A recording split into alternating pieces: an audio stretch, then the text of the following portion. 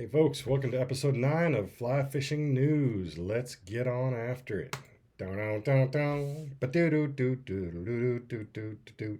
I know those long intro songs, so we'll get going here. It's hot. End of story. Not really. Montana, Colorado, Idaho are in a heat wave right now, and of course, Montana is looking at more drought issues this summer. Flathead Beacon says Montana's top fisheries officials warning of severe drought impacts across rivers and streams statewide this summer. Snowpack levels are well below average. We've talked about that a little bit on here already with the rapid spring melt. Fish mortality risks are increasing. So looks like they're already considering some restrictions in some areas of Montana. Yellowstone, they've already issued some restrictions. So as of June 19th, Gibbon, Firehole, and Madison Rivers are going to be closed daily at 2 o'clock for hoot owl hours until sunrise. So obviously this is triggered by high water temperatures. Currently, if it gets over 68, then they put the restrictions in. Also has to do with low flows. Closures are intended to protect native and wild trout during their most vulnerable hours. So fish early on those rivers in particular. Keep an eye out for future hoot owl restrictions probably coming to a river near you, especially if you're in Montana. I'm guessing near the Clark Fork because they always issue those right before I get up there. But Denver and Colorado isn't out of the woods either. It looks like they're having a heat wave as well. They've also had a similar issue with the runoff and snowpack, although I believe parts of Colorado have had more snowpack than Montana. So I think it's been a lot better there, but still could be, if it's too hot, then they're going to have issues there too. But right now, this is just hopefully a temporary heat wave in Colorado. I'm not a weather guy, but I don't like the looks of this in the mountains. Give me a break. I'm headed up there in a couple weeks myself, and I'm trying to get out of the Texas heat. Although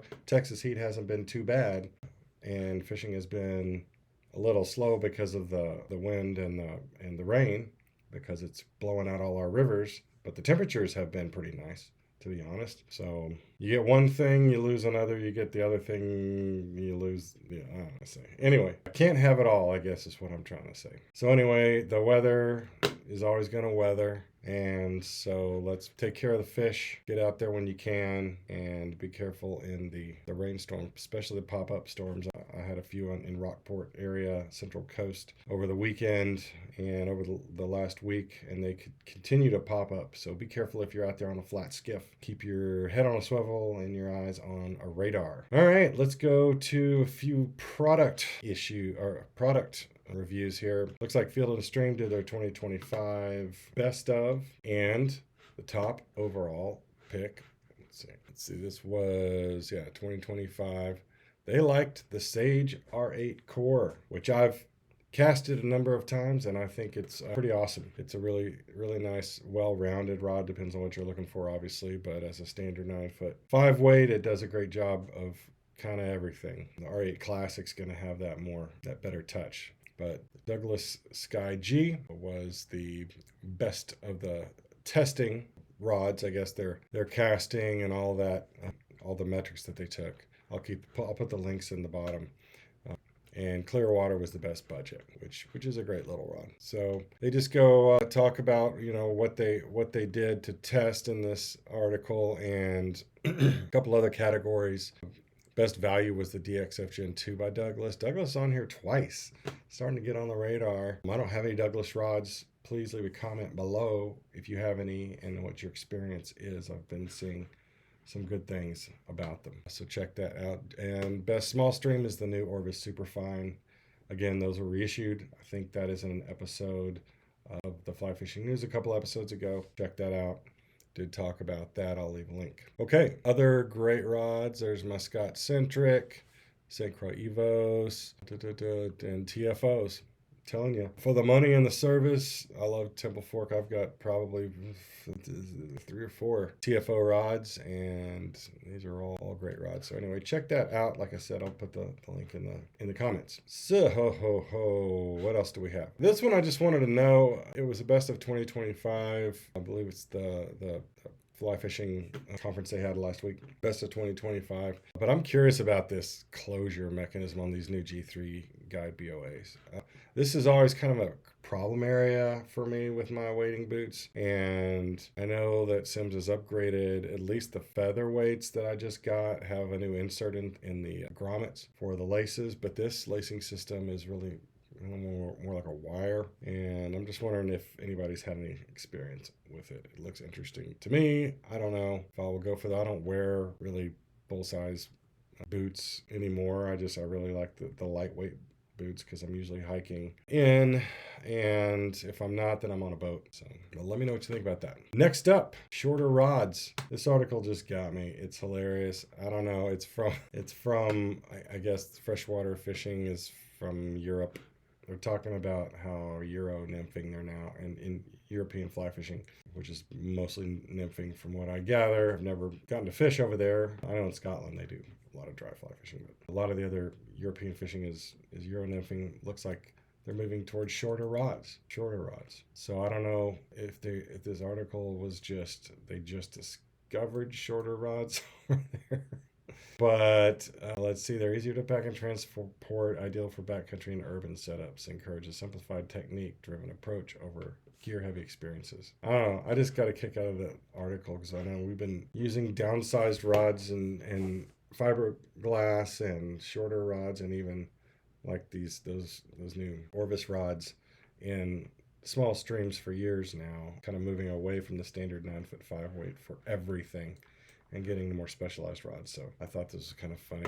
Another thing to note is for you Frenchmen, the female European fly fishers are also preferring shorter rods. Anyway, last up for those of us here in Texas, in Central Texas specifically, but I know you come from all over Texas to fish the Guadalupe in the fall and winter. The GRTU Lease Access Pass process has started.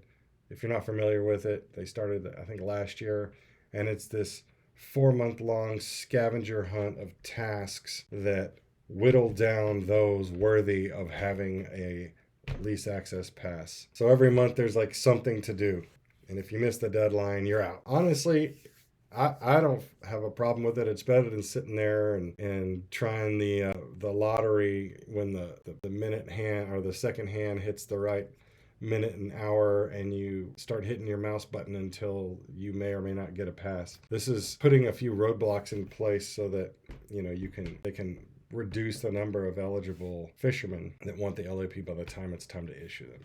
I don't think it's a bad idea. It worked well for me last year. I was able to get a pass. Anyway, the step one this month, the goal, the challenge is to update your TU membership.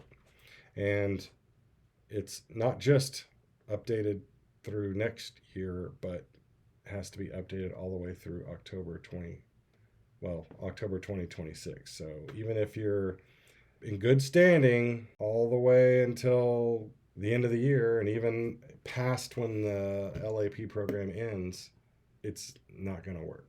That's sort of the challenge. Anyway, you have till July 31st to renew that. To do it, you go to the TU website and then renew again if you need to. You keep adding renewals, and they keep stringing them together is how it works. This is all if you don't have a lifetime membership to TU. If you do, you don't have to worry about this step. That's all I've got, folks. Hope you're having a great week, catching lots of fish. And I'm going to get back out there here in Central Texas. Had a little bit of luck on the coast, but the wind was blowing and the water was nasty. We managed a few. That's it for me. Thanks for joining me on Fly Fishing News. We'll see you next time.